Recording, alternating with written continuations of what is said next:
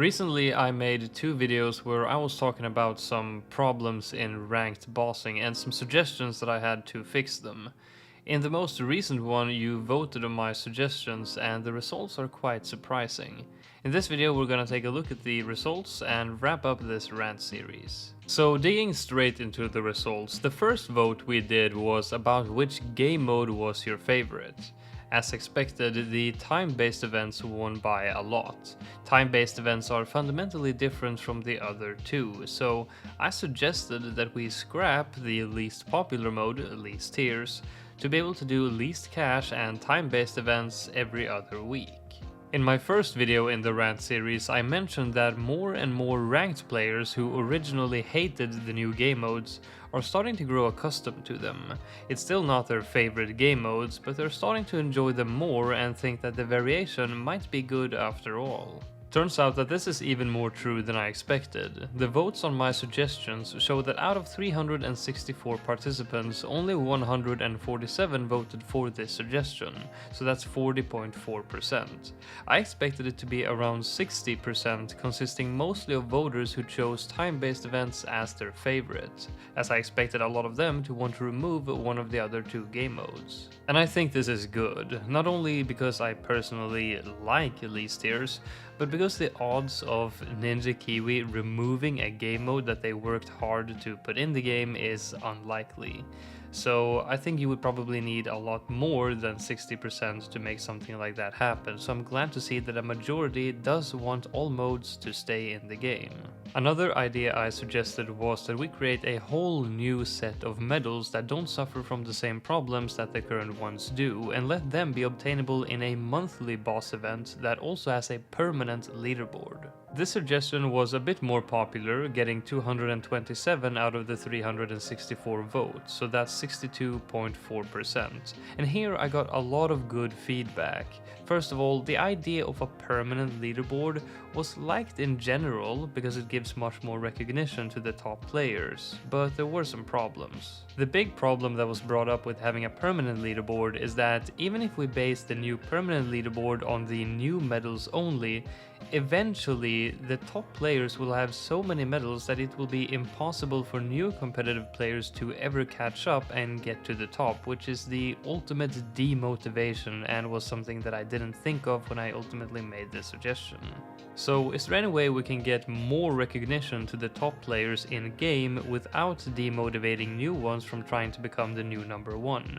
There are some ideas like leaderboards that reset once a year, but no idea that is super perfect, so I will just leave this as a topic for anyone to leave their suggestions on. As for the new medals and the monthly super boss event as was part of that suggestion, I was told that Ninja Kiwi does in fact have the data for the top 100 scores for all boss events that's ever happened. This means that even if the medals themselves don't have a property that contains the player count in which it was obtained, the data does exist to go back and apply the changes that we talked about before.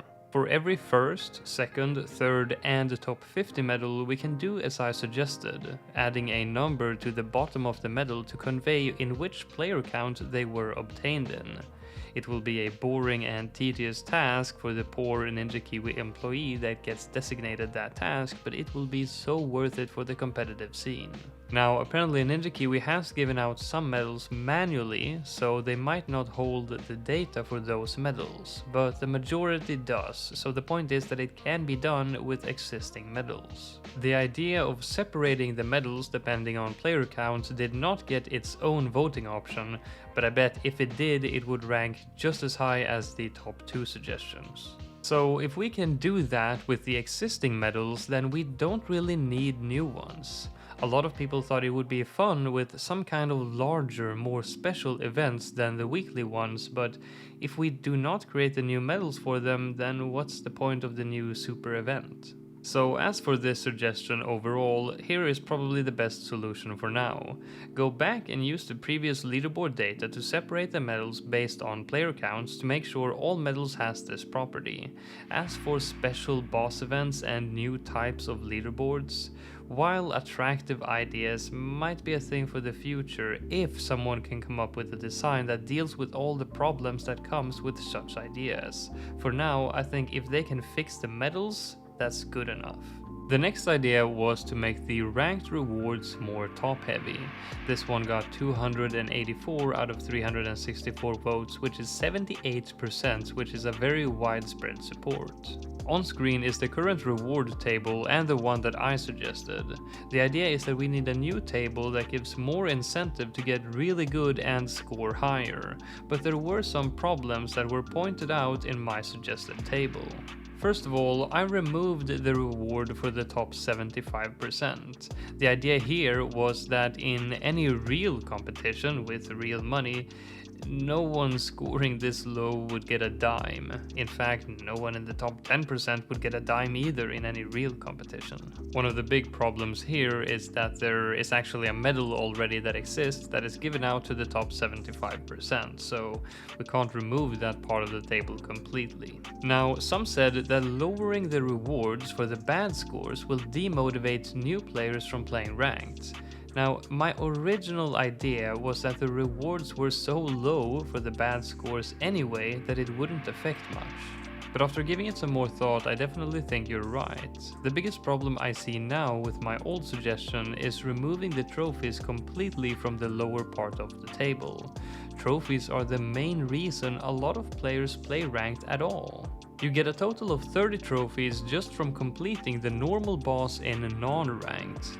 Maybe I have gone about this the completely wrong way. Maybe we need to drastically increase the ranked rewards for both the top and the lower end of the leaderboard in terms of trophies. What if we lower the completion reward just a bit, but we drastically increase the ranked reward such that the beginner players around the top 75% mark won't really notice a difference in trophies earned if they stay at the same skill level, but if they get just a bit better, they will get a lot more trophies. To be clear, I'm not talking about a drastic lowering of the completion reward, just a very small one, but a big increase in the ranked rewards at the bottom range for the beginners. So overall, beginners will not be suffering from a decrease of rewards. We don't want anyone to feel like getting enough trophies to acquire a few store items is too hard. Simply put, beginners will get similar rewards as before, but they are now shifted to the ranked reward table to incentivize them to compete against themselves and get better.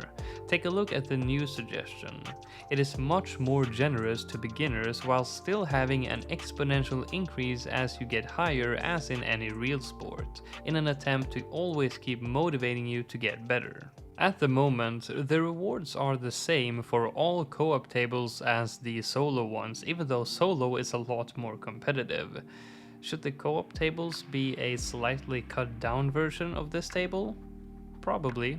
Or alternatively, you can let them have the same juiced up table to try and drive more competition in the co-op space. That would probably be pretty fun for all of the co-op enjoyers out there, and it would also drive more players to connect with others to enjoy the game together. Now for the last and most popular suggestion, lowering the cost of the new game modes. As mentioned in the previous video, I have suggested that the cost to revert to the last save stays the same for time-based events, but is cut in half for the new game modes. Or alternatively, as a viewer suggested, maybe you could introduce some kind of boss pass similar to race passes. So overall, after thinking more carefully about my ideas and taking all of your great feedback and ideas into account, here are some final thoughts from this series of videos on the state of ranked bossing. Suggestion number 1 should be implemented for sure. These costs need to be lowered in one way or another.